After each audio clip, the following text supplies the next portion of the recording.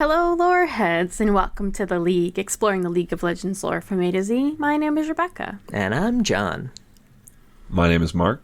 Today we're we're doing our first deep dive into an alternate universe, and we're starting with High Noon Gothic. Because I distinctly remember the first time we heard the plot of that AU, when you're telling us about Ashe getting angel blood and hell overflowing because heaven's dead. And Mark and I were like, wait, what the fuck? That's what that AU is about? And I haven't stopped thinking about it. I thought it was cowboy. I thought they were just cowpoke. Right? it's just like Come Red on, Dead y'all. Redemption. Come on down. Right. Join the cakewalk. How the West was fun. To be fair, there are a few champions in the AU who are kind of like that still. Yeah. You know, Yeah. like Misfortune. I feel like kind of got Caleb. added in before this was its own AU, and they're like, well, Yeah. they've got a cowboy hat. You're in. Put him in the AU. He's a gambler. Twisted fate. It's like, okay, well. It's okay. You need some normal people to highlight all the weird shit. Yeah. That's true. Not everyone can be a god or a demon or an angel or a half demon, half angel. But can't they, though? Like, But more people can be than you would expect. So many. Really, a lot of them. I feel like there's not a lot of humans left at this point. Yeah, there are a shit ton of champions in this AU. I could rattle them off. We could see. Don't worry. I will rattle them off because Oh. I'm going to give you a little bit of information about them. Remember? Okay, yeah. But first, we got to okay, do the synopsis of the Oh, AU. okay. Yeah, I figured, thought like- either John, not John, not you, That's anyone me. but you. Either Mark or me should get to read it. 'Cause Yeah. I feel like you've read these so many times. I've read them so many times. And they're like embedded in my head. Do you have it written down, Mark? Sure. I don't. I had like just a summary of like what's going on, right? Like if you don't know right. what this is, but I Oh, didn't have the like actual that. blurb. Okay. Well, Let's do both. I like both those. yes, I'll do the blurb first, and then Mark, you'll do an actual useful paragraph. You know. I suppose y'all Sure. can help me out with it because I figured it would be a discussion thing, not just me talking. So we'll see what happens, right? That's fair. Yeah.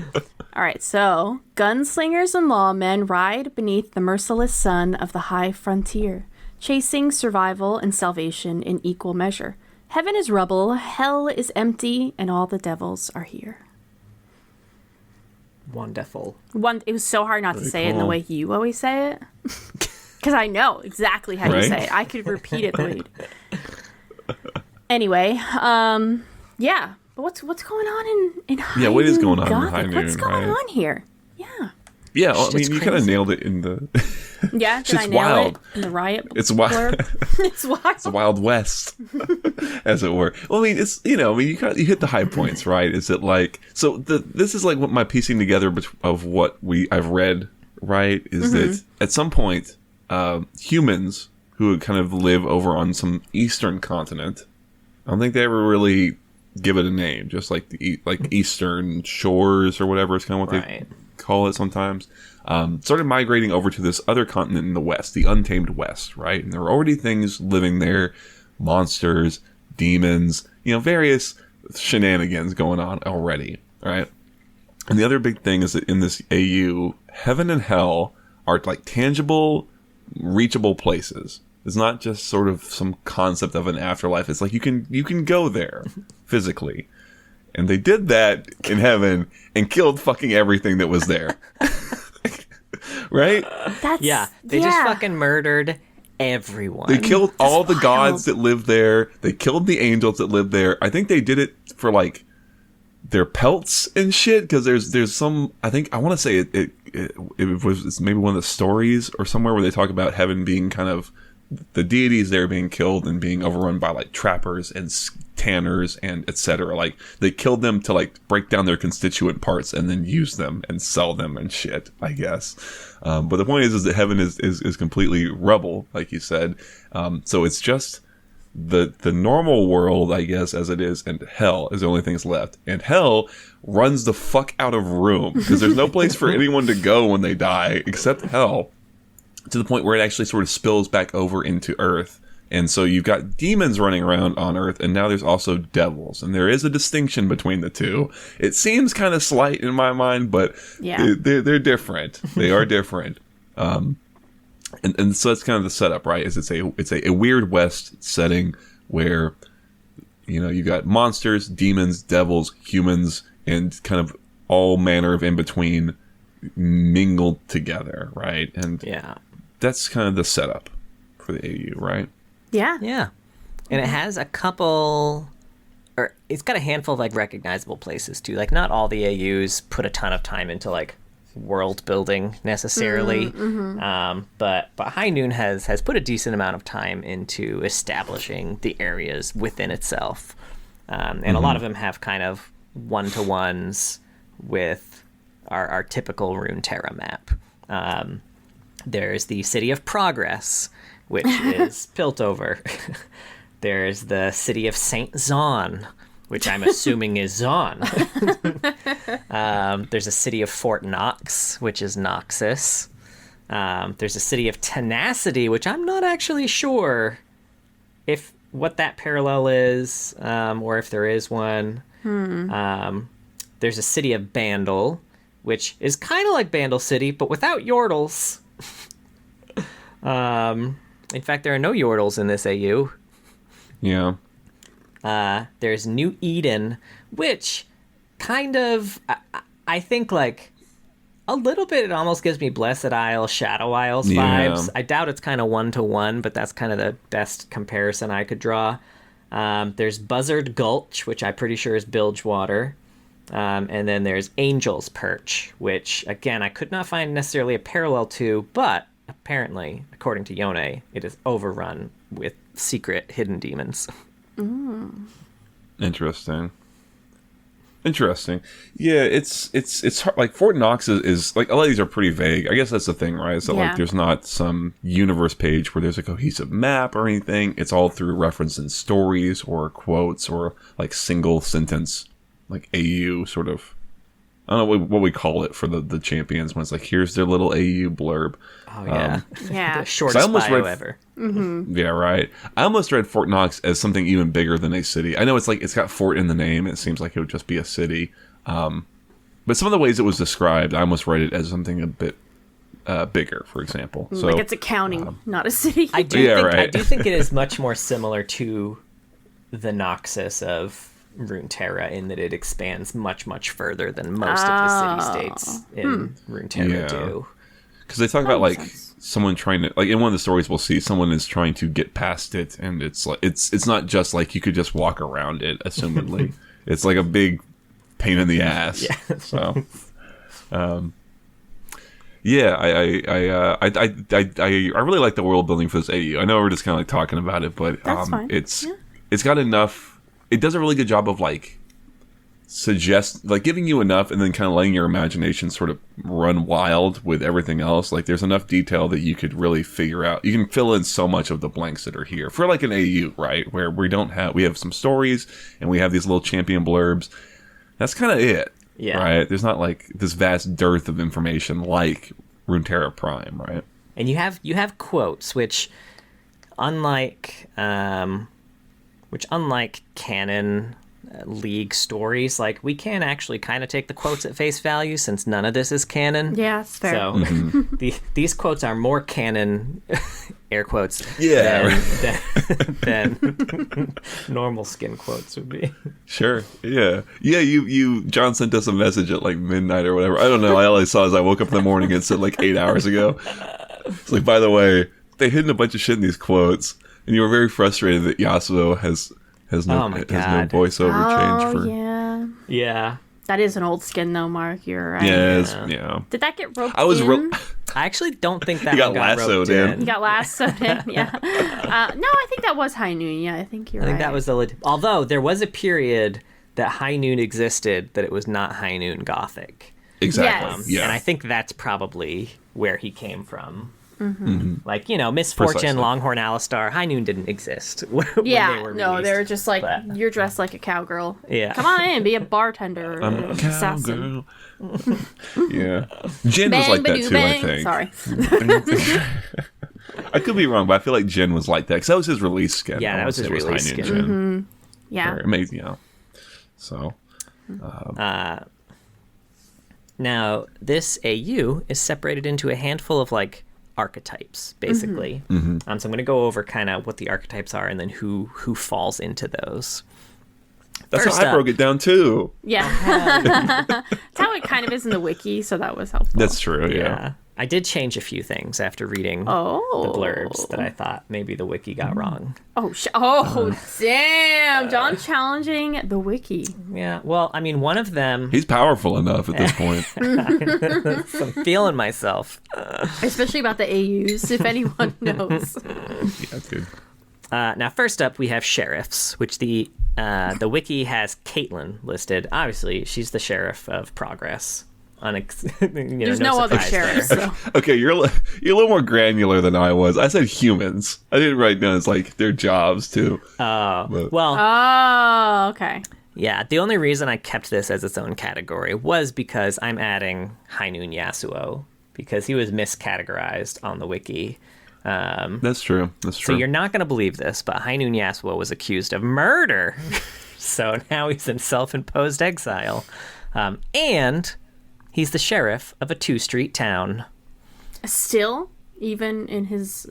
This is post-exile. He's the sheriff Yeah. of a... They just let anybody be a sheriff, huh? Well, if your town's only got 2 Well- streets, it probably goes to whoever has the biggest sword gun. But didn't they check his references when he applied for the job? This is that's the best paper trail. You know, wait for the old Pony Express or whatever. The old Hecarim Express. So easy to get away with murder. Oh, yeah. Oh my god. We didn't have to really get away with it.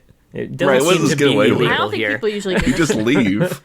I guess, where you die and go to hell, but that's overflowing, so it seems like it's easy to And get then you out. just kind of come back, I guess, as Although, a like- pissed off. You know, Guess you're a just like ghost. Runeterra. Wow, yeah. Fuck it. Yeah, it does seem to me, we didn't talk about the logistics of this, and I don't think they talk about the logistics either, but the impression I get is that hell kind of works a bit like the Black Mist, in that the stronger a spirit you are, the better chance you have of just getting out of hell. Yeah. Yeah, I maybe. can see that. Yeah, I can see that. Also, Lucian appears to have some sort of debt to settle with Yasuo. One of the many story threads attached to Yasuo that we will get no conclusion on because Yasuo doesn't have any quotes or stories. It'll be in the next Arcane season. Don't worry. I literally that was in my notes. When I was talking about Yone, I erased it because after going through his quotes, I then knew much more about Yone, but I was like, Yone said, when Rel asked him about his backstory, it's a long story, and then that's all we And get to that's know all- about yeah. Yone. And then I wrote maybe season 3 of Arcane. I like that hand wave. Next up, we got cowboys. We got a lot of cowboys in this AU. I feel like the majority of the cowboys are the people who Thrown weren't a in part. here. They were thrown in. Yeah. Yeah. And not all of them seem strictly cowboy-ish. Some of them are working folk. I don't know what I would define a cowboy as. So maybe the working folk are still cowboys. We'll just leave everyone here. Okay. We got Longhorn Alistar, who's a muscle for hire. He's very old and one of the last of his kind. We got Desperado Cassiopeia, who apparently is one of those ones that got thrown in here, by the way, but apparently leads her own band of outlaws. But in the Lucian story, also she just kind of works at a bar. Maybe it's a side hustle. Yeah. Who knows? Yeah. I think they didn't have her figured out quite yet or whatever. I don't know. I do love how she gets mentioned in Lucian's story, just in passing. And there's no blinking at it. It's just like the woman who looks like a serpent and has a veil over her eyes so her customers don't get turned to stone. Could be anyone. It's just Right. like, that's normal. Yeah. Yeah. Not even a second look. Yeah. We got High Noon Darius, who lost a duel to his brother, so he made a deal with the devil to be big strong. He got real big strong. Real big strong. I mean, when did you're- immediately get downed Yeah. after becoming big strong. That's okay. But he's back and Yeah, better he's than ever. fine. But I mean, I guess that's what happens when your little brother beats you up. I know, right? Yeah. Awkward. Do you think he made Darius say uncle at the end? Oh god, I hope so.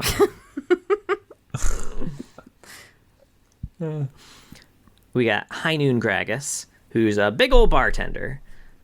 Interestingly, he goes by one of his nicknames in this AU is Cask Breaker, which is also his D&D name in the D&D AU. Also interesting, he and Evelyn apparently co-run the Crossroads Saloon. What? Like a combo. That's great.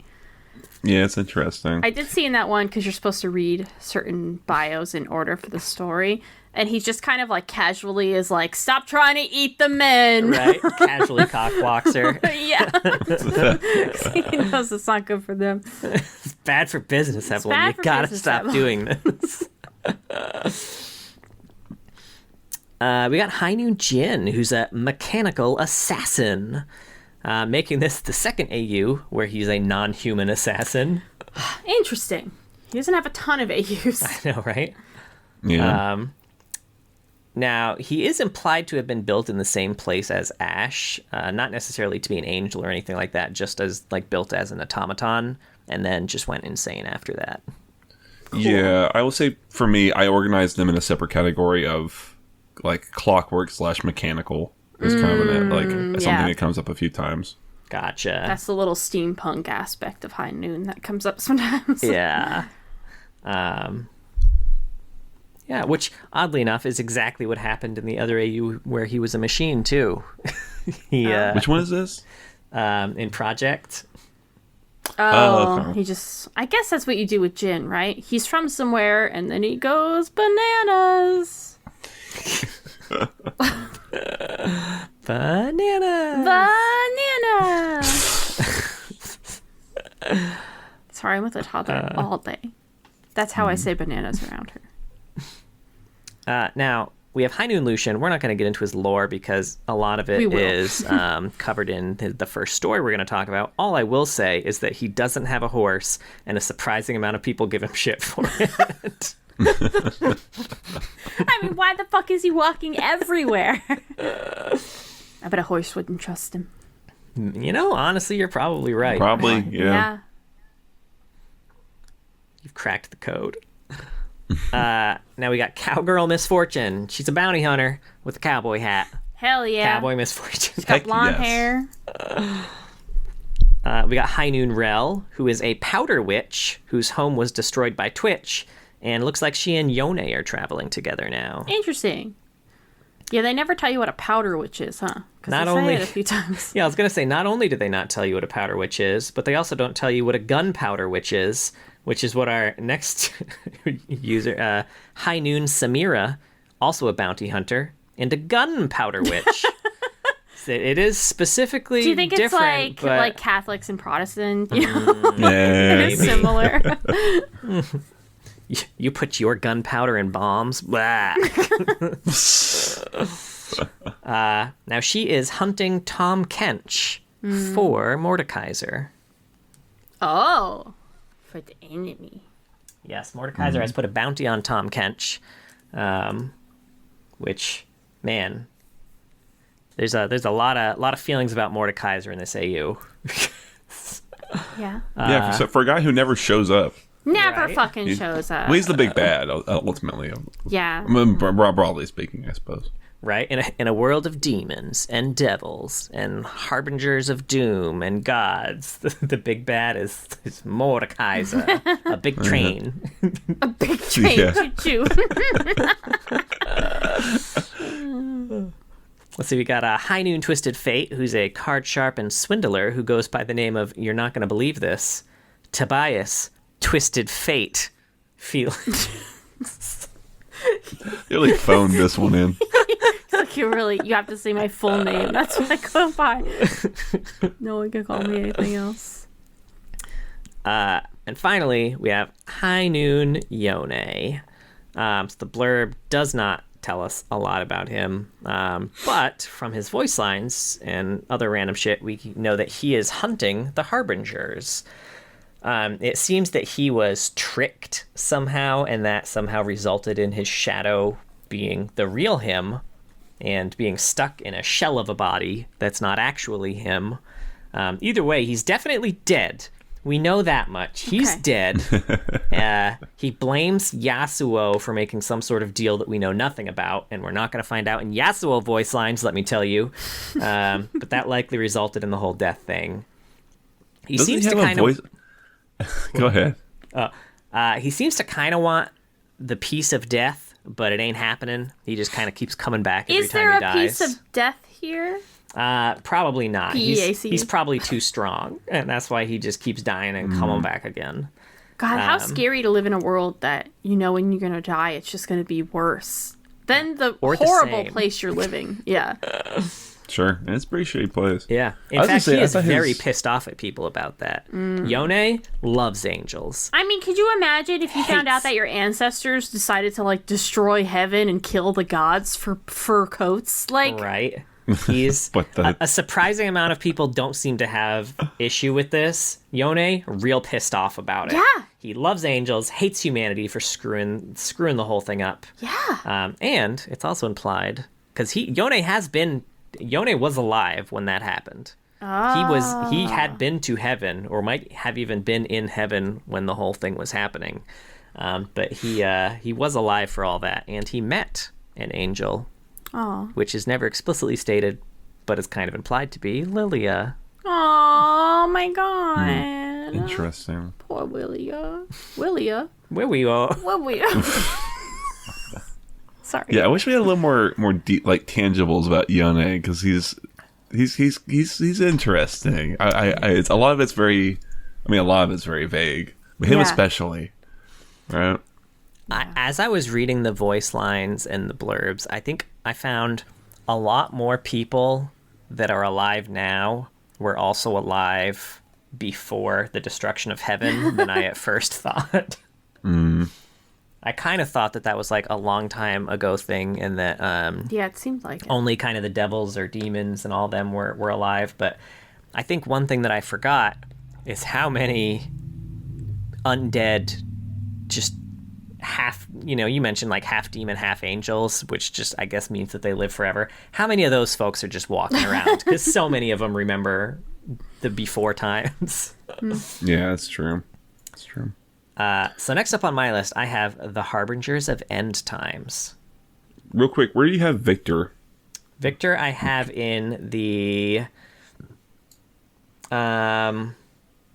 Because he was a big question mark for me, because they never really say specifically where he's at. He's working now for Mordekaiser. I do have him listed as Devils He's in and Demons. Devils and because Demons, I don't think he himself. The question is he? He wasn't a devil. He was just a dude. Yeah. Is he a devil now that like? Is that part of the deal now that he works I on assume the it's- train? Like it's kind Yeah, I of assume he's like an Urgot situation, kind of something like that. Yeah. Where he's some deal or something has put him in an untenable position or something like that. yeah. was That's where I curious put where him. you It had is a him. question mark though. He could very well just be a cowboy with a terrible hand in life. So Sure. just like his regular. That's why he made a new one for himself. Ayo. Ew. Now, first up in the Harbingers, we have High Noon Leona, who is the first Harbinger. This is the Lady What is a of House- Harbinger? Because we've talked about it a lot. So let's, Yes. like, real quick, what's a Harbinger? Oh, okay.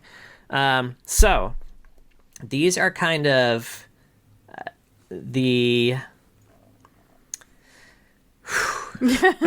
when they all gather, it fulfills a prophecy of the end of times. Now, it is Yeah. a little bit different, I think, than kind of our, Four Horsemen of the Apocalypse type situation. We have in our lore, where like In our lore. in our human lore.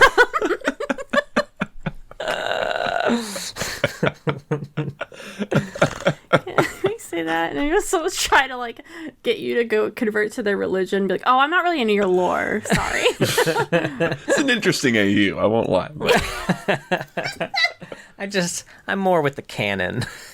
This shit, this is like when you call, like, what are we calling costume skins and shit? It's like, it's fucked up, man. Well, the Harbingers, it kind of sounds like they're there to get revenge for heaven, is what it felt like. So the thing is, they don't seem to have a consistent. It seems like they're That's all true, they're there all a for little their different. own reasons, and they're all kind of following Leona, who's there for the weirdest reason of all. It's like Leona is just this normal noble lady. She was a normal girl. She was a normal lady of House Solari. She grew up in Bandle Bay. And we don't know how, but essentially her family fortune was taken by Mordekaiser, some shit like that. He needed it for his armor. It is said that he's very all about, like, he's super extra. His train is super extra. Yeah. So she wants to get that treasure back for her, let's see, I have this in quotes here too, her family's salvation. Now, we don't exactly know what that means. I assume that they just took all the money and her family is not going to be a noble family anymore if she can't get it back. Well, here's what I'll say to that, though, is that something they make a point of, I think in the Talon story, I'll say, is that, like, life and death itself are treated as commerce, and that's something that kind of brings about the Harbingers. So could it be possible that this is not just, especially that family salvation thing, that this is not just like money we're talking about, but souls? That's true. That could be it. I like that. Because like souls that. are currency when it comes to Mordekaiser. Yeah. Yeah. Yeah, I like that better. Yeah, that makes more sense. So she's just trying to get that back from Mordekaiser. She genuinely does not believe in this Harbinger prophecy at all. She's literally just here. She's here to do good, essentially. Like, she's very, her voice She's lines. like that reluctant hero, like the chosen one who doesn't want to be the chosen. Yeah, one she almost. just does not want to be here. She wants to. Her voice lines are all like so proper, and she's like, she's generally good. That being said, in order to help with this quest, she did make a deal with Tom Kench. Like, he was like, "I'll give you this magical sword, and it's not even going to cost you anything right now, but I might call on a favor." Which, she's super naive, by the way. She, like, Bandle, from what we can gather, very secluded. She's like, "Oh yeah, we've got people who cheat there, but like nothing like this." She probably had no fucking clue what type of deal she was. She seems super like cheery about it too. Like, "Oh yeah, Tom Kench, let me know when you need that favor back." Oh my god. But she has like this magical demon sword now. She is aware that her traveling companions are less than good, which is kind of a problem for her. But she also knows that she's going to need the help, and she seems confident that she can do good with them. So she's the first Harbinger. Everyone is kind of following her in this AU, despite this reluctance to even be here. Then we have High Noon Varys, who's the second Harbinger, who is basically a dead angel who's out for vengeance on all the people who destroyed heaven, which it seems like is kind of everyone from what I can tell. He's raging. Yeah. Cantor's rage. Has some relation to Talon. Right? Some relation to I don't know Talon, the specifics of it. Oh, they My do ge- share a splash too. Yeah, my guess is that I don't think it's ever explicitly stated. My guess is that he is the angel who corrupted Talon and made him kind of part angel, gave him a conscience against his will. Oh, it's like Angel with a Soul and Buffy. An angel, right? Yeah. Or Buffy, I guess you said, yeah. A vampire with a soul and Buffy. His name is Angel. Oh god, That's what I was fucked going that up. for, yeah. I really fucked it. No, you didn't, because Angel David has his Borean own is- spin-off show. David So Borean! The Bones guy. Mr. Bones, they call him. Bones. I think that's why it's called Bones.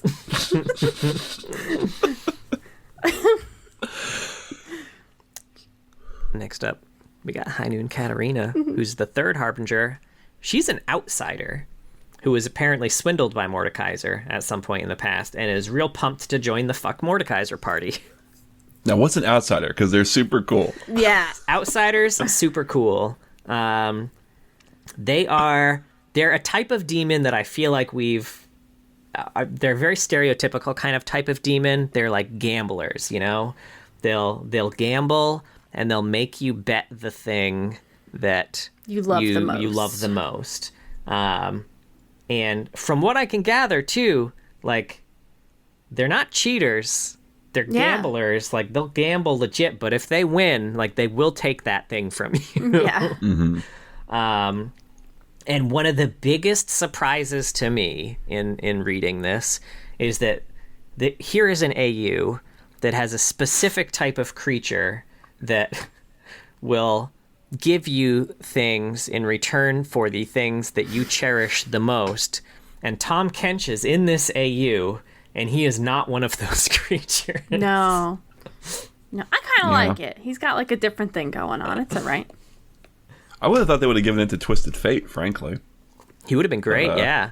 Yeah. And he could get, like, maybe he's, like, an outsider who's also on the outside of the outsiders because they're pissed off at him because he actually does cheat a lot. Oh, I love Sure. that. Oh, I kind of like that, actually. Yeah. He's, like, giving him a bad name almost. Oh. Damn, I kind of like that.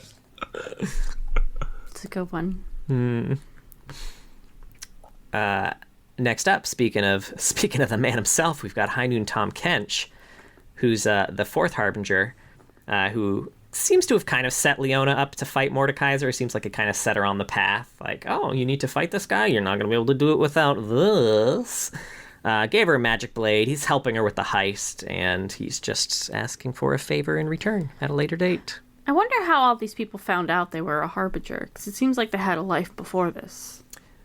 Did they get, like, a letter? I feel like most of them are just that. kind of hearing about it, maybe from other people. Because Leona did not seem like she knew. Like, she seems like someone told her about it, and she's like, no, that seems like poppycock. Yeah, now that we named our daughter Poppy, you can't say that word anymore. Oh, man. It's weird because, like, Katarina, I think, in her little blurb refers to them because she seems to show up to the group after they've started to kind of form up, and it's like, I want in, you like harbingers specific, you know what I mean? Yeah. Like, so that was a like band name they picked, and joins them. They're like, well, you're the next Harbinger, and then once they have 5, they gotta go. They gotta deny the applications. It's like, oh, we forgot full stack, sorry, we can't. You can get in the next one, true. maybe. Yeah. So somebody want to leave. Okay. Finally, we do have High Noon Twitch, who's the fifth Harbinger, who is a traveling undertaker, but also maybe death, but also has a bone to pick with Mordekaiser. Interesting. Yeah. Those are the Harbingers. Mm-hmm. Yeah. Next, I have Angels, which... Do you want me to take over, honey? Sure, yeah, if you want to take over. Oh, no, I don't have to. Yeah, no, I've got it all written down here. Go for it. Okay, let me see. High Noon Ash. You were going to say something about Angels, though. Oh, no, I was just going to say there's... we have a combination of mechanical versus, I guess, real versus half? Yeah, there's artificial angels. Well, I think High Noon Ash is the only artificial angel, yes? Kind of. Okay. The only Kind full of, artificial yeah. The only angel. full, okay. Yeah, so High Noon Ash, John has here that she's a mechanical angel built at the dawn of the Pioneer Age. Ash is fueled by the blood of deities, oh my god, gunned down by the infamous land rush that destroyed heaven. Also mentions a higher power, and given Senna's whole resurrection thing, it means there's more gods out there somewhere. And according to Senna, it is very old. I like this idea that there is a god left somewhere. Yeah, there's at least one. And they're kind of They're trying very to old, very help, strong. trying to figure this out. But And also smartly hiding themselves. smartly hiding, yes. They probably have a Sure. great, fur on them. They're blinged out. Well, in the Is it feathers? So what do they have that people wanted? in the Ash story that we'll read, they make mention of how gods that didn't flee to, gosh, I want to say the far west. Oh, yeah. Were the ones that were hunted down. So, like, the idea I read was that, like, maybe there are some that were able to escape Yeah. humanity. Right? That makes sense to me. Yeah. And then And that's what we're seeing. Then there's that decision, like, do I even go back and help? Maybe fuck those guys. Right? This guy They sucks. suck so bad, but I kind of miss my demon friend. I don't know. We're going to make our own heaven over here with blackjack and hookers. Yeah. Good one. Such a timely meme. Yeah. All right, we also have High Noon Aurelia, a fallen angel who now has darkness inside. Also, it's rolling with newly revived Senna. So she fell out of heaven before they could get to her. Yeah. Okay. High Noon Senna. Also might be rolling with Ash. It seems like they might be together now. Yeah. You know. Are you taking that just from the cinematic? It's just from the cinematic, so we'll take that. I guess we have to take everything as canon, even though that's Wild Rift and not even linked on this page. But Yeah. also, we probably don't have to take that as they were fighting Thresh and we're going pretty toe to toe. I don't know about that. Alrighty. High Noon Senna. We'll get into it a bit later, but what's important to know is that if she dies in any later stories, we're going to talk about it. Don't worry.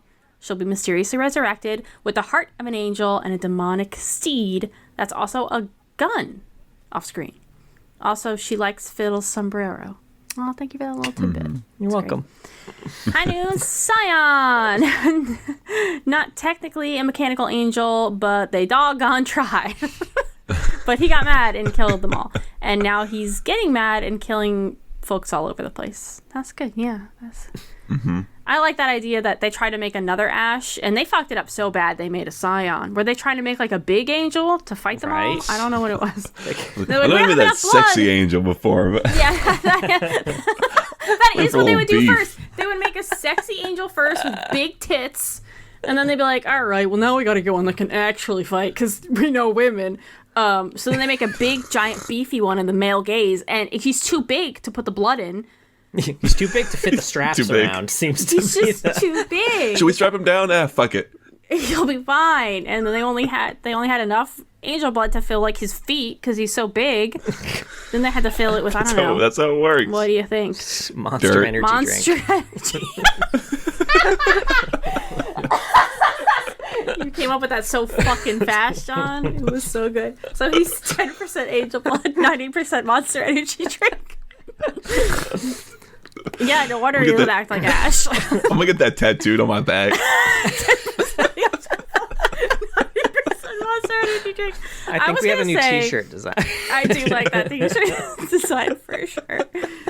I was thinking one day we'd all get a matching tattoo to commemorate this podcast, but I don't think I want it to be that, please. Can it be the butthole? No, actually not. Get it all in the butthole though, so it's like Ew, devils and demons. I do just want to say too, Sure. in his rage after he killed everyone, it is also implied that Scion also destroyed all the means to ever build another mechanical angel. All the schematics, all the plans. Well, I think they ran out of angel blood anyway, so... Man, how'd they get all that angel blood? I guess maybe there's a lot. They got all just that like, god blood. I don't know. You know, making jerky and using their feathers. I don't think they thought they used the blood for anything else. Anyway, Devils and Demons. High Noon Evelyn, but with a cowboy hat. She's about to ensnare some dude in her blur, but Gragas totally cockblocks her. Bandito Not just some Fiddlesticks. dude, but Yone. Right? Yeah. Pretty sure it was Yone. Yeah. Yeah, it was Yone. Fiddlesticks, but with a cowboy hat. High Noon Hecarim. When heaven was destroyed and hell was overran, Hecarim and his riders were some of the first out of the gate. Big old devil. High Noon Mordekaiser. The man of the hour. He is the king of Sulphur Rail, reigning over the train to hell from a throne of stolen gold and infernal iron. Eternal and unassailable? I can't see. Yeah. Okay, apparently it seems he's about to be It's assailed, eternal, though. His blurb says that he is eternal and unassailable, but he is literally about to be assailed. Oh, he's by getting all assailed. sorts of people. They're about to sail him right into the sky.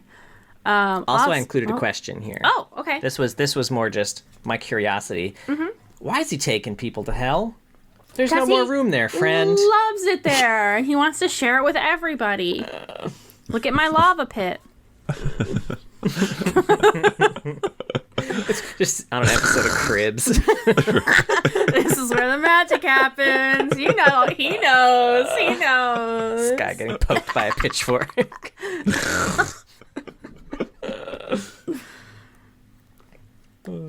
Anyway, where am I? Sandskir Skarner. Yeah, you gotta scroll down. gets a huge upgrade with his newest update. He used to be one of many, basically just some big scorpions, but now he's a devil and uses his songs to trick people into thinking they're heading into safety. But if they follow, they're embalmed with sin and sand to join his mummified masses? I didn't know this. Yeah. Yeah. Damn, Skarner, get it. This place sucks. This place is worse than Runeterra. Oh yeah. I didn't think Listen it to the could songs. get worse. Yeah, this was a nice change because it very much like before his whole update, he was just like Sonoran Kog'Maw, where there's just like they're big scorpions and they're everywhere. Yeah. Yeah. High Noon Talon. He's a demon corrupted with angel blood who seems to be working with Mordekaiser. High Noon Thresh, super old devil, like super duper old and crazy strong. Don't let that impact your belief in Senna and Lucian later when we talk about their fight with him. I'm sure they'll be fine. They won't be fine. Don't let them get your hopes up. High Noon Urgot, once famed railroad baron and millionaire industrialist Jeremiah James, that's such a good name, who bet his own heart on a game of chance and lost. Then made a deal with the devil, trading his immortal soul for a twisted, monstrous body of gears and iron. That's so badass. Right. High Noon Victor. And I'm kind of the thing about I didn't know exactly how to read this if it was actually connected in the way I thought it was, but I feel like it's kind of implied that the soul that or the demon that lives in Lucian's body, like half the time, might have been the one that he made a deal with. There's definitely something going on there. Oh yes. Yeah. Yes, it did feel like that in The Man with the Smiling Shadow. Yeah.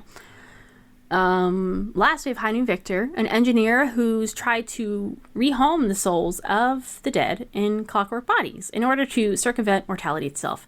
But Mordekaiser struck him a deal he couldn't refuse and now works as his kept engineer. So he kind of has a similar idea to part of his canon lore, or old canon lore. Yeah. Yeah. Interesting. In fact, it almost has something related to his new canon lore too, with the Echo comic. He is also working as a kept engineer a bit at the start of that comic. That's true. Now, is it supposed to be sort of the implication that he was maybe leading or a part of the group of people who like created Ash and like Scion and all that jazz? Jin, potentially.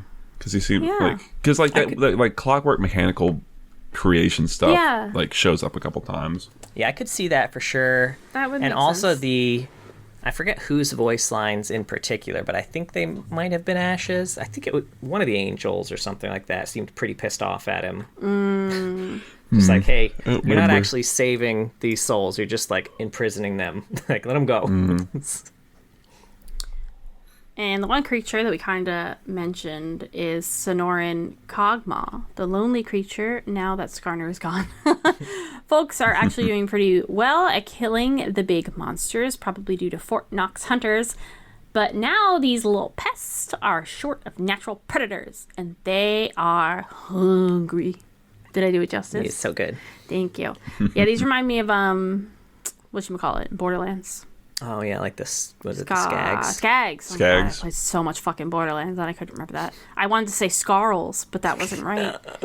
I'm in league mode, baby. Anyway, those are all of the people. And then we have ones that you said are mentioned. Yeah, but I've got a category of people who are mentioned but don't in have this skins AU, but don't have skins in this AU. Yeah.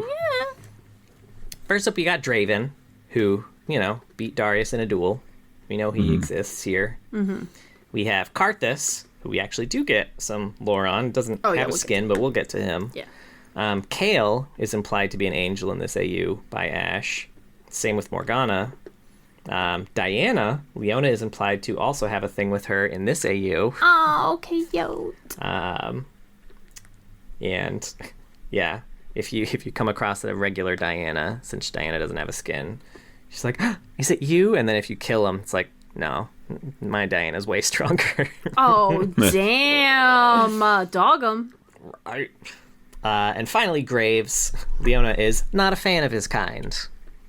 which is thieves, I guess, to be clear. Oh. It's just him and, I don't like when people take things. It's like wrong. Some people took my family's soul, and I took that really personally. Now put down that bread. You don't get to feed your family today. All right, let's get into the stories. There are 3. Yes. Yes. Yeah, they're all fairly sizable. But the first one is the longest, and Mark will be breaking it down for us. Sure. Yeah, I know we talked about this before at certain Yeah. points, but we'll get into the nitty gritty, right? So it's the man with the grinning shadow, not the smiling shadow, but pretty close. It's not quite fully there. It's by Jared Rosen. So it kind of opens with Lucian is on a train, and he's being confronted by a type of, I guess, monster called a riverman, which are sort of like drowners, if you're familiar with those. This riverman wants Lucian's badge because he needs to escape from the monster hunters in Fort Knox and get to kind of safety. And when this riverman attacks, Lucian just in a blink kills the riverman, no problem. And as we are reading through the story, we kind of will have a present day section, and then we'll go to like a little background section. We kind of alternate, and we see that Lucian had been a federal marshal. Marshals are kind of like government sanctioned, I guess, monster hunters. They're badasses, broadly speaking. And he had gone out to capture Thresh with Cinna. And we come back to the present day. We see he arrives at Angel's Perch. He, like you mentioned, he spots, Cassiopeia is there hanging around as a saloon girl. He's there looking for Alistar, the Longhorn, because he's looking for New Eden, some town called New Eden, and he's going to Cinna there, or as a means to get to Cinna, and Alistar can help him find his way, get there. We kind of smash back to seeing how he and Cinna had met at this big shootout, also at the Crossroads bar, or not the Crossroads bar, that's wrong, at this same bar that Alistar is in, and when they had met, he was just sort of a... Go ahead. I was trying to think of the name of it. It was like the crown of the Earthen King or some shit. The like Earthen, that. yeah. I think they called it like the King at some point a couple times. Yeah. Yeah. And then when they had met, he was just sort of his own independent gunslinger, and she was a marshal proper. And this is actually where Bounty Hunter Misfortune actually makes a small cameo as well, trying to capture an outsider. It just causes a whole bunch of fucking chaos. Back in present day, Alistar gives Lucian a map. Lucian heads north into kind of like outside of the bounds of civilization into the proper wilds, where it's very spooky dooky. And what we see as he's traveling out in the wilds is that when he sets down to camp for the night, we see that. So what we've kind of seen with Lucian, if you're not familiar with the skin, I guess, is that he's Lucian sometimes, and then sometimes, like after he'd killed the riverman, like an attendant or whatever comes to like knock on his door, and you see him kind of completely.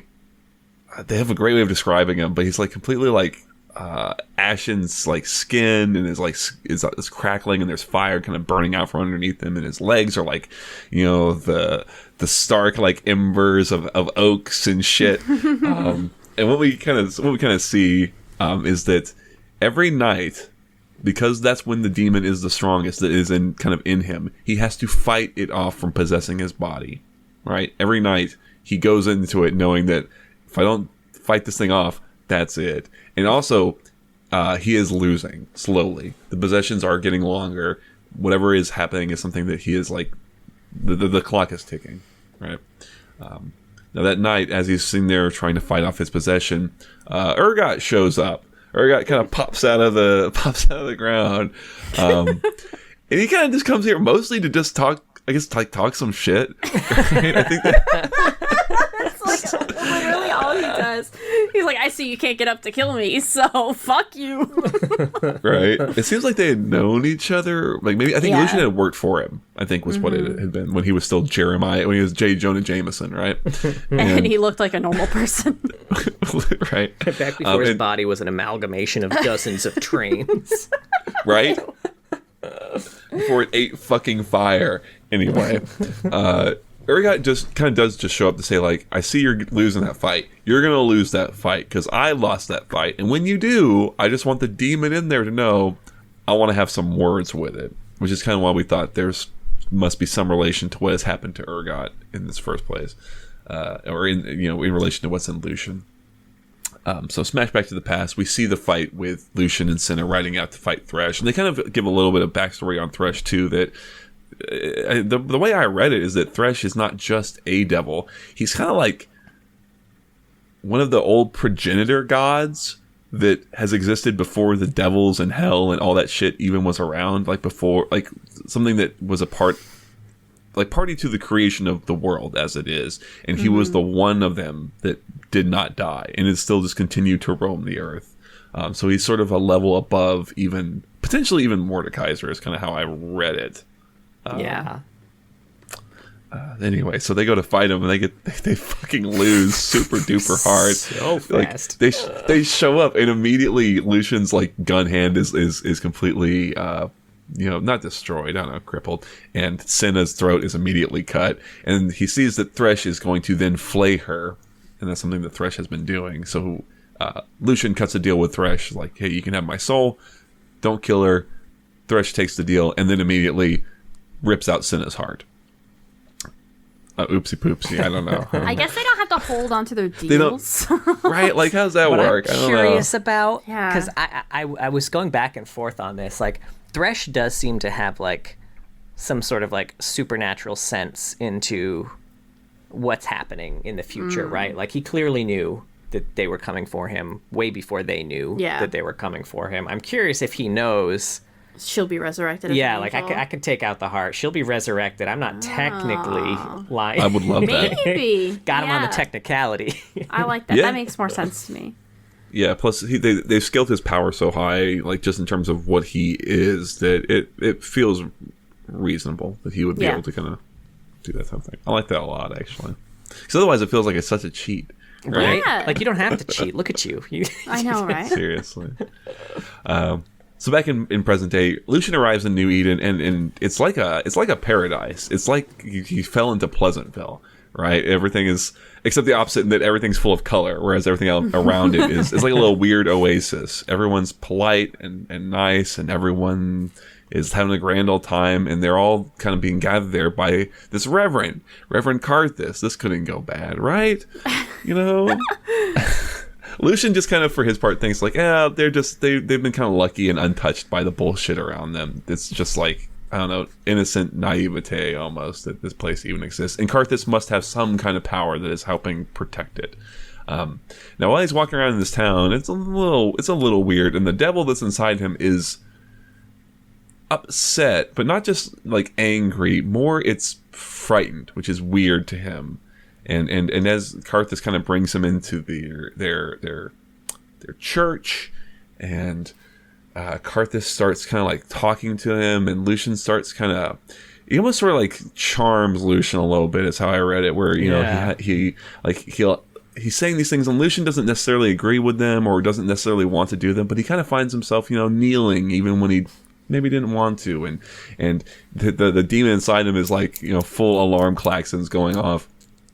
And this is when Karthus finally kind of drops the veil. He starts like floating into the sky and like doing his death dirge, and we see the town for what it really is. It's like it's trapped full of the souls of like the dead who are kind of stuck there, and all the townspeople he's seen are actually these monstrous, undead, whether like spirits or whatever monsters that are kind of creeping up on him. And in that moment, Lucian sort of goes out, like he comes to an accord with the demon inside him. I don't know, they don't like, he doesn't physically go somewhere, but he's sort of in this sort of in between place where he and the demon kind of agree that, okay, we're gonna work together on this because it's the only way we're gonna, I guess, get out of it. And he kind of accepts that it will have the body eventually. He goes Super Saiyan regardless. He kills all the fucking things around him. He blows a big old hole in Karthus's head. Assumedly they're dead, but he does look back and thinks he sees them all just still there, kind of waving at him as the church kind of collapses down on them. Nice try. Got the my passive. I'm sorry. but he kind of has resolved to give up on trying to reconnect with Senna. He will see her whenever he finally dies, and instead to go and mete out justice on Thresh. And that's kind of where Lucian is left at the end of the story. Yeah. Yeah. Yeah, this is extremely good. This was so good. You God, get yeah. a lot of history about just the High Noon world sprinkled throughout as well, which is good. If you want like an idea of what the world feels like, this is going to be the best story for it. Absolutely. Yeah. He's going to different towns and just kind of meeting with different people. Yeah. Yeah, Jared Rosen fucking killed this one. Yeah, it's really good. Oh my God, I think it's wonderfully written. I wish I had pulled more quotes. It's like the way they describe Lucian when he's all demoned out is just wonderful. It's such a creative, exciting like setting. I want to spend time here. Like I desperately want to do something in this world because it's just so cool, right? And gotta make a D&D campaign in this world. I kind of did, right? A little bit. Yeah. I mean, the Weird West stuff in general, I think, is a lot of fun. But yeah, it's like I said, where there's enough detail that you, like you said, you get the real feel for it, and then there's enough kind of left there that you could kind of just fill it in with anything, you know. And if something showed up, and I assume they would write it in a way that like it would feel very appropriate and natural, and it's just this wonderful blend of the, you know, just in general the Wild West tropes, and then just the horror that they've got going on with it, and then like I said, the actual moment to moment writing is just it's so vivid, right? Yeah, I don't know, I love it. It was great. I feel like Jared Rosen's like his two stories here, like fast climbing, if not already at my favorite writer that Riot had. Sure. Real bummer. Yeah. real bummer. I hope you're still writing, Jared. Write some more shit for wherever you're working now, and I'll read some it. Westerns. Honestly, yeah. I have a bunch of notes about this story. That You are do just have like, a lot, yeah. Yeah. First of all, I just thought it was worth mentioning that Lucian had a grinning shadow before it was cool, and Vex is a poser. Don't let her hear you say that. She gets so mad. Does her shadow even grin? Surely it frowns. It must. I Right? feel like it The man with the smiles frowning a lot, actually. Yeah, maybe. The description of the Rivermen was so cool. They like immediately, it's very quick and it immediately draws you in. And like the thought, another thing I loved is that the description of the small details about the train in the opening scene in between small snippets of their initial conversation are so amazingly Western. It's like one person will say something and then we'll get a description of the rattling of the train cars bouncing, and then another person will say something and then we'll get a description of like a reflection coming in through the window. It's all just like creates so much tension, and you just like imagine the space in between those words as you know that someone's about to pull a fucking gun. And then they do. Like chapter 1 of this story, which I think, what is this, like 10 chapters or some shit like that? Was it 10? Oh yeah, I guess for some reason it read a lot. Maybe it just reads a lot, like less to me. I don't know, because it's some of the chapters are really short. Yeah. Chapter 1 of this could be its own color like action story for Champion, and it would be one of the best ones we've read. Yeah. Just this interaction with the Riverman. They mention here too that the Western natives, I have a quote here, the Western natives and their alien weaponry, which I really want to know more about, because I don't think this is ever really touched on again, but it sounds very Cowboys versus Aliens, and I want to learn more about that shit too. I love the nicknames Thresh has. Reaper, Slaughter God, Old Turnkey, Great Horn, all very cool. Oh my god. I read that as Old Turkey. And I honestly, I thought it was a dope nickname for someone who also has the nickname Slaughter God. And then sometimes people call him, Old Turkey. Like they're trying to make it less scary. It's Turnkey. I didn't just read it as Old Turkey here. I read it as that in the story. I thought it was just Old Turkey. Yeah, I go there too, frankly. That N is just like, it needs to be capitalized or something. I don't know. Yeah. Thank you. let's see. When Lucian is talking about other shit that he's killed, he remembered tangling with a particularly nasty specimen near Chuparosa, which is another place, I don't know where it is, but that moved with the speed of a desert storm, kicking up whirlwinds as it went. I don't know more about that creature, too. I'd love an action piece with that. Mm-hmm. Unless it's just, Yasuo. It's just Yasuo running around. I do have a bit of the description of Lucian changing into the demon. I don't have all of it. I just have a little bit. Its face seemed to peel apart, mouth broken in horrific ecstasy as hellfire illuminated a ragged, mocking grin. Which I highlighted that specifically because it's more face-splitting smiles that Riot loves so much. Sure. Yeah. Yeah, I had a bit. I just like the way they phrased it. It was like it had the rough shape of a man, were a man made from campfire ash. It's like, yeah, I kind of like it. I don't know. When he met Alistar, there was a quote here that said, "More nights than not, a boisterous challenger would have their skull pulverized with a single swift butt to the head." Which, I'm glad we're acknowledging what getting headbutted by Alistar would actually do to a person, because it's in-game damage, just not to adjust. They just kind of bounce away like he's made of rubber. Yeah, pull no punches. I have the description of the Outsiders here too, which was very cool in this story, because this is kind of the one where we get the best description. See, the Outsiders, so they claimed, were from everywhere and nowhere at once. Creatures in clean-pressed suits whose love of gambling had made them infamous among outlaw clans and desperate homesteaders. Beating one meant riches beyond compare, conjured from nothing and guaranteed by an outsider's wax seal, itself worth a small fortune. Losing was another matter, as they accepted no wager less than a man's most deeply cherished possession. Farms, watches, children, souls, a favorite knife. The bet was always steep, even if you didn't know it yet. I do like how a favorite knife is compared to your child. I mean, some people. See, right. I always think of Jane from Firefly when I think about that. And how the one episode where, Malcolm got married and then he tried to trade him a gun for his wife. It's like, this is my most prized possession. It's my very favorite gun. It's my very favorite gun. Call it Vera.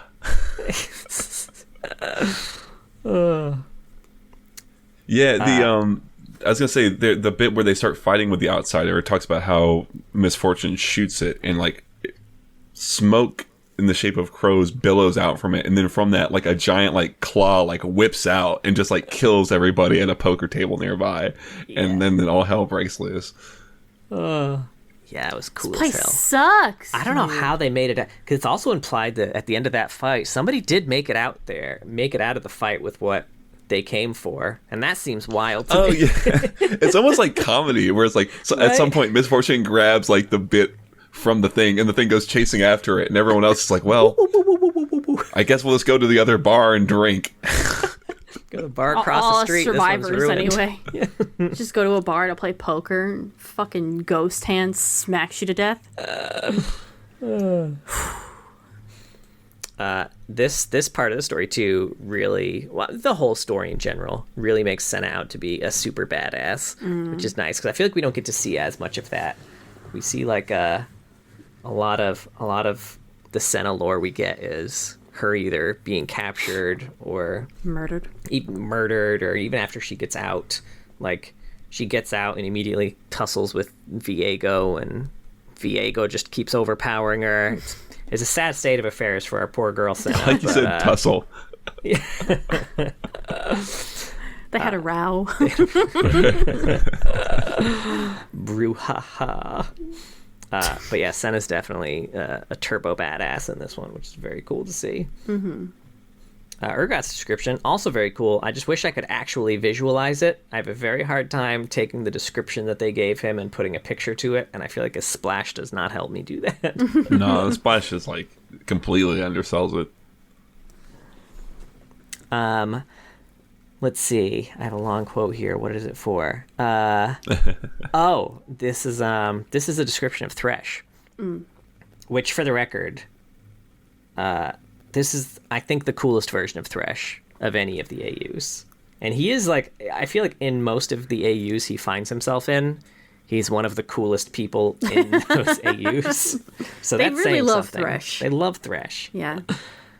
The cosmic beings who birthed the gods grew old and died. Their ancient bodies fell to earth to become the mountains and valleys and primordial seas. But Thresh continued on, his unnatural life sustained by a bottomless, ravenous thirst for destruction. Before spoken word could give shape to his name, all living things knew his face, the skull of a beast, hateful and burning, gazing balefully down upon them.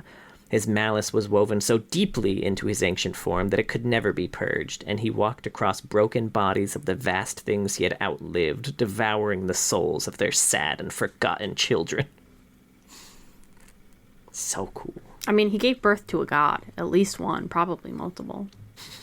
Hashtag strong mama.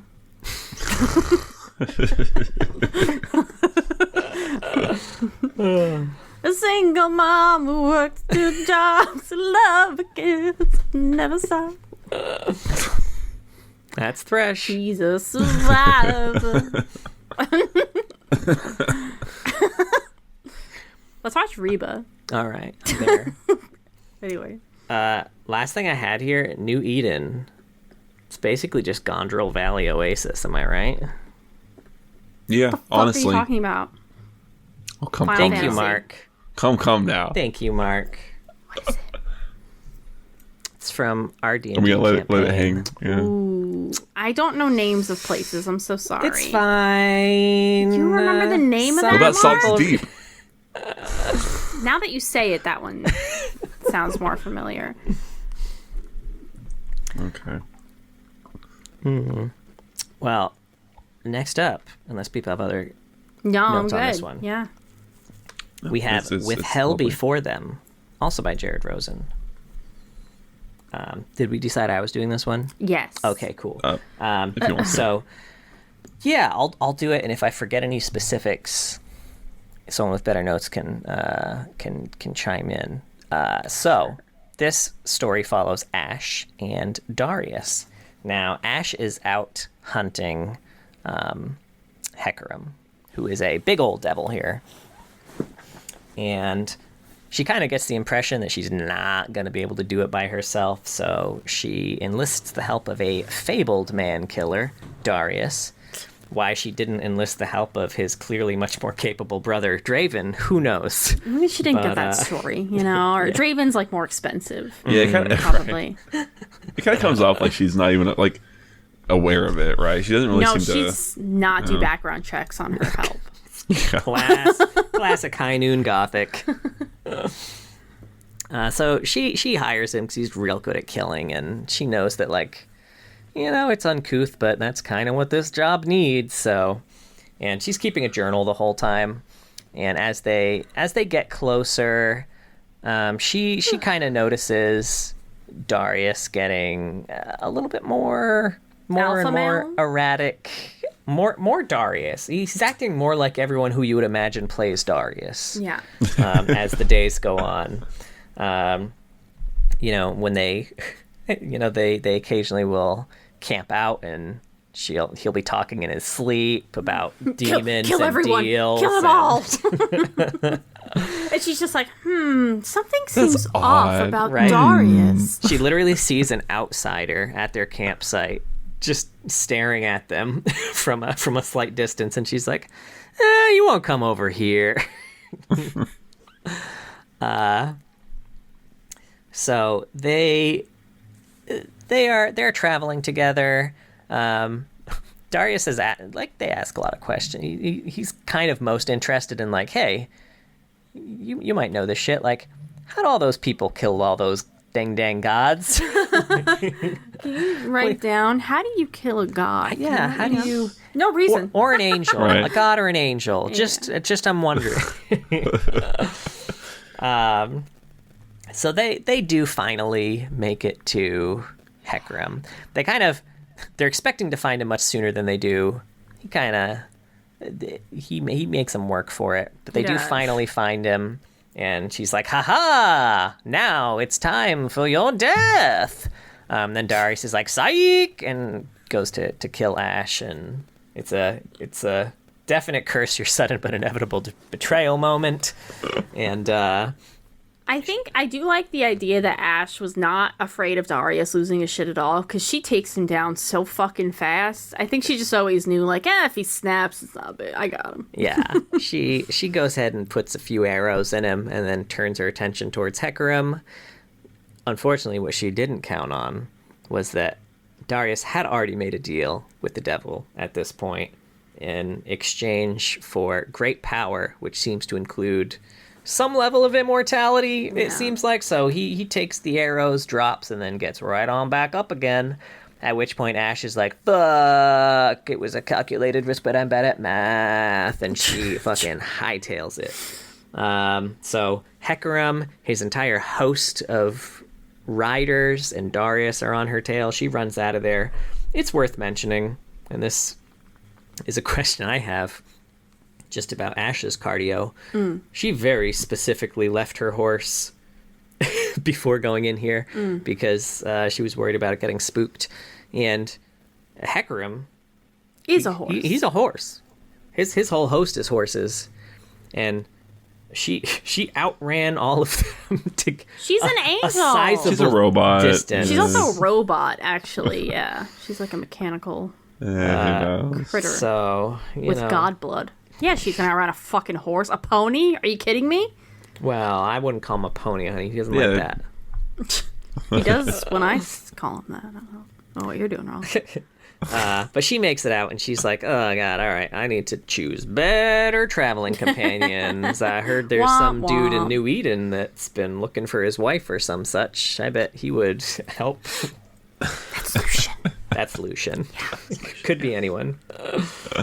Yeah, this is the best story, I think, to get the initial background on some shit, yeah?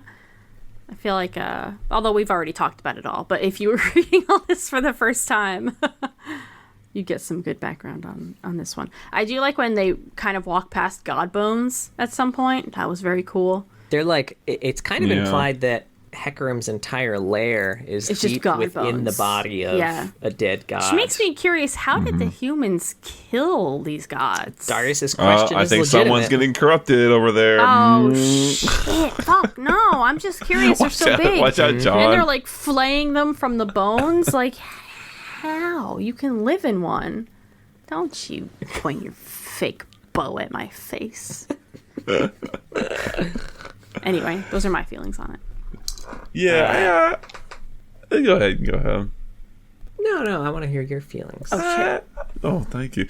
I was kind of okay about this one. I think it's like I had just read The Man with the Grinning Shadow, which I Yeah, loved, and it's a then with tough this one, Place it's to like start. It's good. it's a little more mild. I think some of it's like because it's all after action reports from Ash, excuse me. Like I think I would enjoy more just a story about her and Darius together and seeing them interact a bit more. Rather than her being like, yeah, he's being a little weird today. He's being a little more weird today, you know. Yeah, I'll say the journal thing didn't really do it for me. At the end, she's talking about, whoever finds this, dear reader, you know, whoever finds my journal, just know that I picked a bad friend. I don't even remember how she ends it. It didn't work for me. I didn't really understand why it was in journal format. And why wasn't Yeah. the last entry dated? She That's clearly true. had... It was question marks. She had enough time to write the entry. She had enough time to put a date. Come on. How did she Yeah, didn't you know can go the date. ask She got lost somebody. for a while, I think. Go ask. Yeah. It's worth mentioning the second journal entry is dated June 9th. Ooh, 69. Also John and Mark's birthday, sorry. They want How I to make sure remember that his we birthday. give us even more play. Yeah, it's like the year's like 1868 too, which I thought was kind of fun. Yeah, they gave like an actual date there. Yeah. Yeah, I agree about the format. That was I think the biggest thing with me.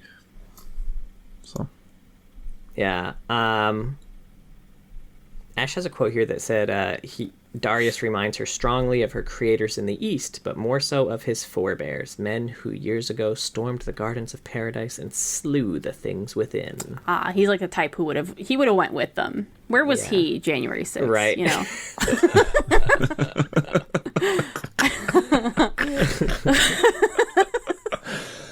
Up in heaven. He's just wearing a longhorn hat. For I legit had to double check if Darius even had a skin in this line when I read this story, because I've never seen anyone play it in my life. No. he does not. Also, this story, because I've read this before all the blurbs, I didn't realize that not all the angels were clockwork and subsisted on blood. Like I'd assumed that was just kind of what all of the angels were in this AU until reading this. And But she had angel blood in her, so how would she get angel blood from things that are clockwork? no, so I knew that Ash was a clockwork angel with But you angel thought blood. Yeah, you thought all the angels were clockwork, though? I thought all of them were clockwork with angel blood. Oh. Well, then where would angel blood come from? Where did Well, hers it's God come from? blood anyway, From the right? angels. Like, Oh, yeah, that's fair. look, I don't know where she gets in the first fucking place.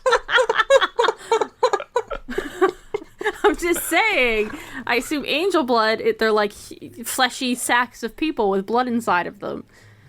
Those are angels, right? And then Yeah. So why? Assumedly. I'm curious then why you are like, when I said, oh, other clockwork things might have angel blood too. Like, why is there confusion as to where their angel blood comes from? If Ash is getting it from someplace, the others could be getting it from I thought someplace you were thinking too. that the original angels were clockwork. Yeah, that's That's what I yes. thought you were saying, is that the No. OG angels are clockwork, so that's why I'm asking where the blood came from. I'm high. What's your excuse? I made sense the whole time. I made sense the whole I can- time. It's so great because I can see where the miscommunication is, but it's too complex to like explain. It's just funny. It's fine. It's fine. I'm gonna listen back to this and be like, "Oh man, Job was so right. I made it way more complicated than it had to be." Anywho, She has a quote that said, I trust the man, despite my misgivings about humanity. It's a feeling born of She- pragmatism, and I suspect he trusts me in kind. no, She's very the most yeah. naive angel. Right? You can add Right. clockwork to the angel, but you can't take the naivete out of the angel. That's what they Any say. more notes on this That's one, what- Hunt? yeah. Let's see. It was only 50 years prior that the deities who did not retreat into the far west were hunted mercilessly by the government, gunned down by federal marshals, and broken apart by skinners, tanners, and scavengers. The gods' colossus bones, too big for even these greedy men to lift, were left here, the rock quickly forming around them into what cartographers have deemed a canyon. Though a canyon, it is not. Yeah. Now, this raises a lot of questions for Sure. me. Because this really makes the federal marshals look like the baddies. Yeah, here. we the baddies. There's skulls on our hats. Yeah. So, I mean, I don't know if they just were then and they're better now, or whether they're still the baddies, or whether it also kind of made it seem like the federal marshals might all be like a Noxus establishment. Like, I know the hunters are, but it kind of makes it seem like the federal marshals are too. Yeah, I don't know. I do really like the idea that is more of a thing, either a thing in the past, like you said, or it just kind of varies for like who knows where what's going on with them now. Maybe they're more broadly dealing with problems. I think that'd be real neat if they pushed any of this story forward with like Ash going to seek out a former federal marshal, and maybe that's something that is that written as if something. I mean, she knows about it, right? Because she wrote the journal then. So I don't know. That's not as. I guess I like more the idea of it being something that she kind of comes to learn or whatever. But I don't know. Becomes less trustworthy, Yeah. perhaps. I guess she is pretty trusting. All right, now stay with me here on this, guys. Take away the burning skull thing from Hecarim. Sure. Okay, just imagine maybe there's Okay. no burning skull. Maybe Sure. he still has A face. a face there, Okay. right? I see it. Now, the description of Hecarim now: lower half, horse. Horse. Yeah. Torso, human. Human. Mhm. Head, fucking horse again. Feet, human. Fe- Have you ever seen a creature this absurd? with one big horn. Human genitalia. The feet, though. Imagine 4 feet, like big feet, and then Yeah. they like slap like They slap. I like.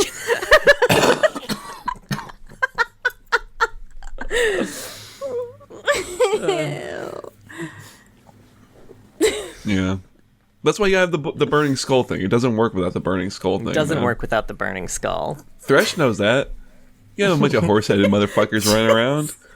Can you imagine if he just was like, I look ridiculous. Lights a lighter. Sets his head on fire. This is me now. It's like getting it's not a haircut. phase, Mom. You're like, Yeah. oh god, that's so funny. And finally, the stranger on the road. Yes, the stranger on the road. I'm so prepared. River Jaffe. River Jaffe. Okay, this is about 2 people, mainly. They are referred to as the cowboy and the stranger. So the cowboy is traveling from tenacity to progress. He's herding cattle for some money. Along the way, he sees a man, the stranger. And stranger's not looking so good. Seems very ill. So the cowboy gave him some water, made sure he was okay. He also checked him out because this stranger super hot. Like, really, really handsome. Did you guys notice that? I have an entire section of my notes that is out of context snippets of this story that make it sound like literotica. Thank you. It wasn't just me. I'm not just a perv, or Nope. we both are. The stranger said he'll follow the cowboy to progress, said he needs to catch a train. If the cowboy was more observant, he might have noticed that the stranger had been heading in the opposite direction. So why the fuck is he following you now, cowboy? As payment to the cowboy, the stranger says he'll tell a tale, help pass the time. So, not a good story. The stranger talks about the 5 harbingers and how they will get, I don't know, they're like here to bring the end of the world, and we don't really know what that looks like. He also mentions Ash and Senna here and how they're just like the beginning of the end. No one really knows what the end will be. Everyone might die, or maybe just the evil people and a new age of man will arrive. The cowboy asks the stranger what he thinks the harbingers mean, and he mostly says, like, we're all on borrowed time, I think. This is when the stranger stops faking his sickness, because he kept, like, coughing and stuff like that before then.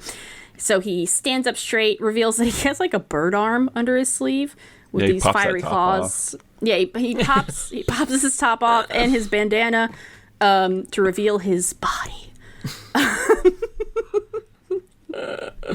Half of his body very demon-like, and the other half has like white feathers everywhere. The cowboy just kind of stands there, really terrified.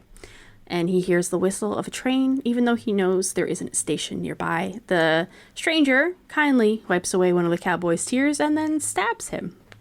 We switch to the stranger's point of view after that for the last chapter. Okay. He mentions that he's looking at the body he killed now, and it actually makes him feel guilty because of all that damn angel infestation or whatever. Stupid angel. There was a time he wouldn't have cared. He would have looked down and been like, haha, and piss on the corpse. Get fucked. Get fucked, loser. Get good. Get good, yeah. GG easy. But now he feels bad. Unlike League players. So the stranger guides the cowboy's soul out of his body, and along comes a train that accepts the cowboy's soul as payment for the stranger to board. We now know that this is the sulfur rail, and it goes to hell. Also, is this just Mordekaiser? Mordekaiser's there. Oh, He he's kinda, just there. runs it. Oh, he's there on like a Yeah. phone. It might also be him. Who knows? His whole body is. It's could just be a like the only train. part of his left cool. leg or something. The stranger tells the ticket taker, or the soul taker, to tell his boss that Talon's here. This stranger was Talon all along. The fuck? Oh my gosh. They gotta talk, him and Mordekaiser. Something about harbingers. Talon's chilling for a while until he notices he's being watched, and the cowboy, whose soul is like sitting there just waiting to go to hell, is staring at him. Just like big glossy eyes staring at him sadly. Talon gets pissed up and he stands up and he's like, what do you want? Like maybe not to be going to hell. But Talon yells an apology that doesn't really feel sincere, if I'm honest. It doesn't sound like a good, I'm sorry. But then the cowboy reaches up, brushes his tear off Talon's face. Talon wants to cry, but he's like, no, big boys don't cry. So he bottles all that up and just sadly looks out the window the rest of the ride to hell. And that's the story. It's great. It's so sad. Yeah.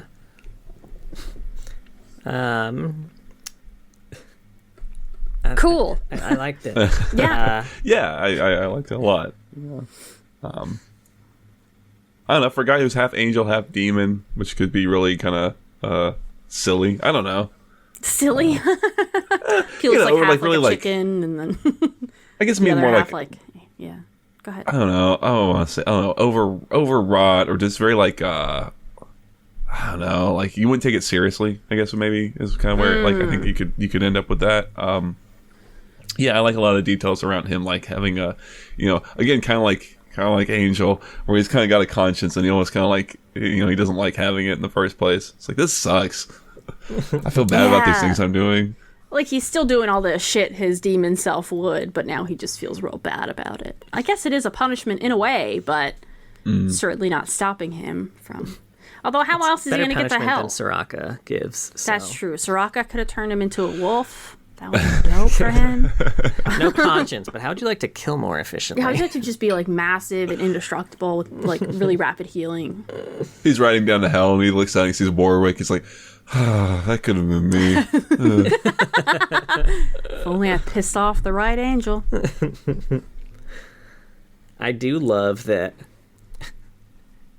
You know, the cowboy gives a stranger all of his water to make him better. Said, I cannot let such generosity go unanswered. How about an old tale of the West, one I reckon you might not have heard, which to me, that would be like Rebecca saving someone's life and then them trying to repay her by showing her a magic trick. Which I fucking hate. When people try to show me magic But you probably haven't seen it before, to be fair. Like, yeah, I bet I fucking have, actually. By a fucking 10-year-old. And then they stab you. Also, I would have had it coming if I said that to his face. That would be so mean. I'm really sorry if you're an adult magician and you listen to this podcast. I can say you have it coming for being willing to watch someone do a magic trick.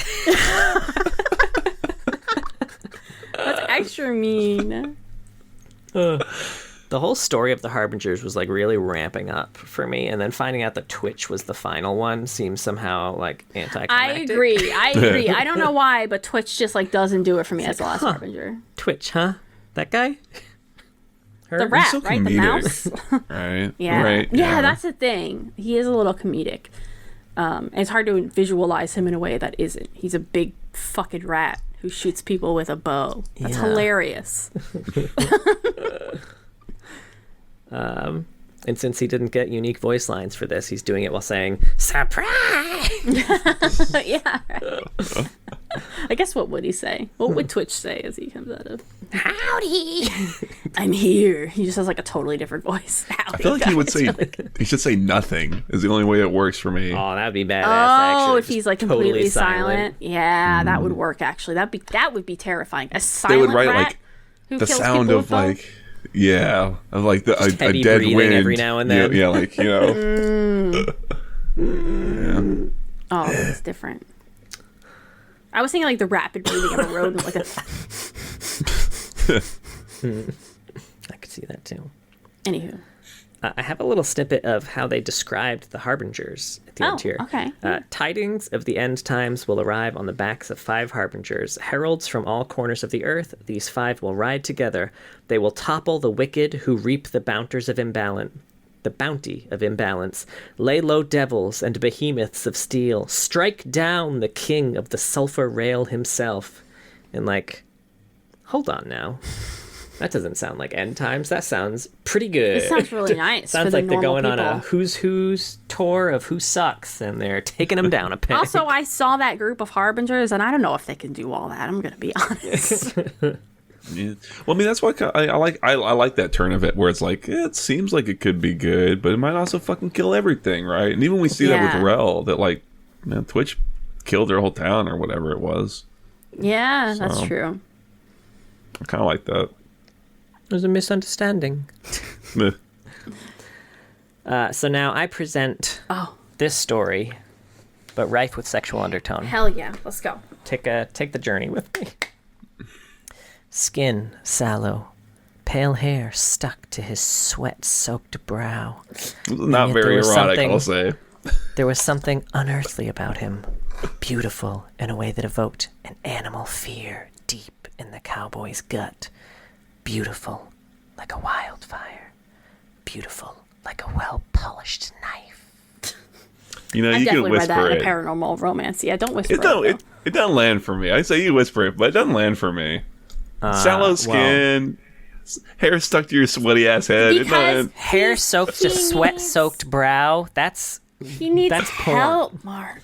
Don't worry. He I'm needs you to Tell him. Okay, I assist him. That's not Okay. all. Give him Don't water worry. and he whimpers in your arms, and then he stands up and he's this tall, strong man who scoops. Anyway, go ahead.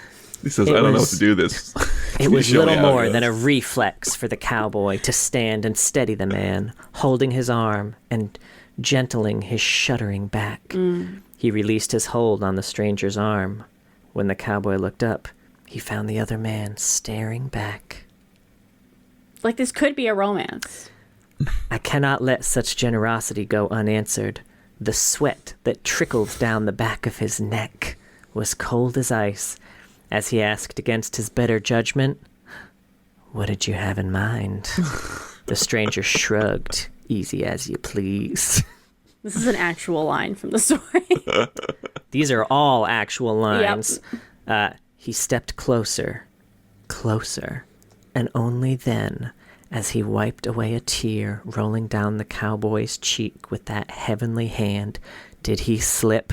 And I'll just leave out the rest of that sentence because we all know where it goes from there, baby. Much obliged, Slipped him a the stranger murmured into his ear as the redacted slid out of his body. John! You took it too far. That is a quote. I just removed one word. But the word was knife. It's redacted. Who knows what that word is? Could be anything. And then we've got the emotional breakup at the end. Oh, sure. Do you want me to apologize? Do you want me to say something? I'm sorry. There. You happy? Talon spat, reaching to grip the shadow of the cowboy's neck. Then the soul lifted a hand to Talon's cheek and wiped away a tear from the space beneath his eye. He'd never wanted to weep before. A pitiful act, the sanctimonious mourning of angels and men for lost lives that had never been theirs to begin with. But all the rain that never touched the desert fell inside his chest. That's the most emo line. A storm, Yeah, unstoppable, threatening to water the West in tears and drown him where he stood. Hell yeah. Taking Back Sunday for sure wrote that lyric.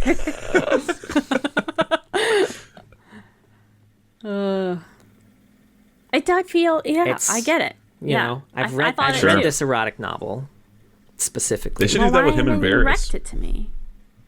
Right? I don't know more about that's- that story. Yeah, right. Yeah. It's a real sure. missing piece of all Yeah. of this. Yeah. Now, there's a few cinematics Yeah. for this. We have One Simple Rule, which is actually a Pulsefire cinematic. It's a Pulsefire Caitlyn promo. She's seen time portaling to the Old West, and we can see a wanted poster for High Noon Jin, High Noon Yasuo, and High Noon Twisted Fate in the background. Which is funny, since Caitlyn and Twisted Fate have their own skins in this AU. Also, Pulsefire Ezreal has been here as well, and said, "Last time I went to your universe, I almost got eaten by a cowboy demon. Good times." I do like the idea of an AU being that they can skip into other AUs. That's really fun. Yeah. And I do like one of the things that I never went over these when talking about the AUs. Every single AU has a quote from Ezreal, Pulsefire Ezreal in it. He's been everywhere. Damn. That's pretty cool. So yeah, we'll learn more about that. Then we've got a new Devils in Town, which is a Lucian face-off, no pun intended, with Thresh that ends right before it starts. But from everything I know about Thresh, this seems like it's going to be pretty one-sided anyway, so...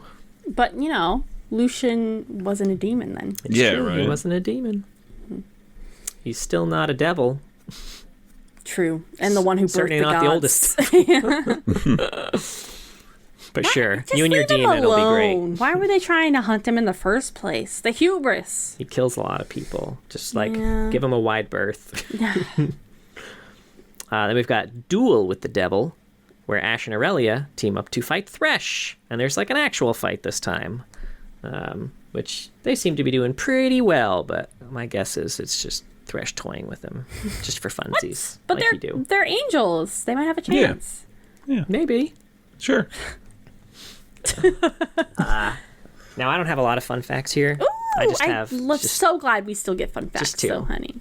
Because we talked about a lot of them just kind of throughout the conversation anyway. So we mentioned this used to be just a regular old High Noon skin line with cowboys and shit. It was officially rebranded to be High Noon Gothic in 2018. Yeah. And in her splash art and in game, Ash rides a black horse. However, in the image for With Hell Before Them, Ash is riding a white horse, and Darius is riding a black horse. So, it's possible her horse in game originally belonged to Darius, Ooh, and she then stole it from she him. stole it on Maybe her that's way how back she got out. away. Yeah. They know Horse what they're ran away and doing. ditched her. Riot, they got a hold on this lore thing. But that's all I got. Well, nice. That was the High Noon AU. This is our first alternate universe. I think it's probably going to be one of the longest, with maybe like Star Guardian beating it out, I assume. I imagine Star Guardian, KDA is going to be up there. KDA, yeah. I think Star Maybe- Guardian's Honestly, the probably longest. Pentakill too. Well, that Star Guardian's project- for sure the longest though. Yeah. Star Guardian should be 2 parts, honestly. Yeah. Oh, Project- yeah. I like that idea of breaking it up between like the first season and the second or whatever it was. I don't know. But anyway. You mean season 1 through like 4? Yeah, whatever. 1 and Yeah. 2, 3 and 4. But yeah, I like this AU so much. I think they'll keep adding to it because it is such a big one. And I imagine the skins are popular because they keep making them. So Yeah. they wouldn't keep making skins for a line that wasn't popular. Yeah, and this also, we do joke about it. This does lend itself so well to like maybe show? like an animated series Yeah, show. Like, literally, even it if would it's be a so different good. style than Arcane, like if they did a show like this in a style to like the Castlevania Netflix show, like I'd watch the shit Sure. out of that. I watched it Absolutely. in any style. It could be the Bob's Burger style. I don't give a shit. Yeah, that'd be fun. Well, anyway, thank you so much for listening. We have a Twitch, twitch.tv/warheads. John streams on Saturdays. He does TFT and ARAMs with viewers. So if you want to hang out with him, you can do that this Saturday. Although, again, this episode will be posted before then. But yeah, I don't know if he's going to be streaming Saturday. We're busy with Mark. Why you gotta say it like that? Okay. Oh, I just meant you're coming over for the Yeah, orgy. I yeah. don't know, it sounded pretty salacious. To rearrange our living room furniture really hot. I guess it will be hot. We're gonna slide around our redacted Ew. what furniture. Pivot. We also have a YouTube if you want to see our charming, lovely faces. Mark's arms. The guns are out today. Yeah. Oh, yeah. You can check out our YouTube. On I full did a video display. call okay, my Mark? parents. I did a video call my parents wearing this shirt, and I forgot I was wearing it until my mom said, "Mark, what are you wearing?" Yeah. It's a beautiful shirt I got him for his birthday. Yeah. Mrs. Mark's mom. We also have a Discord. That's her name. If you want to find some people to play League with or post memes or make some friends, please join the Discord. And we have a Patreon. Thank you so much to all of our patrons. But a very special thank you to our Medarda tier patrons, Mr. Dead and King of Hearts. If you were in High Noon Gothic and needed rescuing from even a devil like Thresh, Ooh. I would sign up. I would make a deal to save your lives so And that then you my could be heart would get resurrected as angels. Ripped out. Yeah. What are we talking about next week? Because on our page it said we were going to talk about Runeterra, like all of Runeterra. I think it said Runeterra 101. Did we still want to do that? I don't know. That's kind of up in the air. I know we were going to do regions and revisits like in between AUs. So I don't know if we're feeling something else. Something we Or if we wanted could to stick with do that.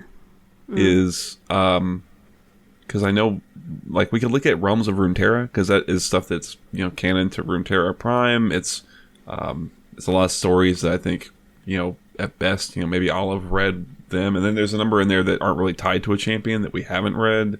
So we could probably dig into some of those stories and talk about those as something. Sure. Is the Professor Von Yip one in there? Because we might just add that one to it if. I don't think so. I haven't read every single one of them. I've read the Piltover and Son ones, I think, and I think that was. I think the Von Yip stuff, I could be wrong, is contained entirely within Legends of Runeterra. I think it's like exclusively told through the cards. I could be wrong, but I don't think there's. I don't think there's like a standalone Von Yip story. Like, oh, there is. Oh, there is. There is. Apparently, it's the one story we missed.